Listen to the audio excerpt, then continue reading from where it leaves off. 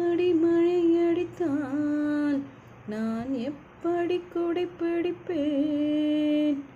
இப்படி அலையடித்தால் நான் எப்படி கால் நனைப்பேன்? இப்படி கண்ணிமைத்தால் நான் எப்படி உன்னை ரசிப்பேன்? இப்படி நீ சிரித்தால் நான் எப்படி உயிர் பிழைப்பேன்?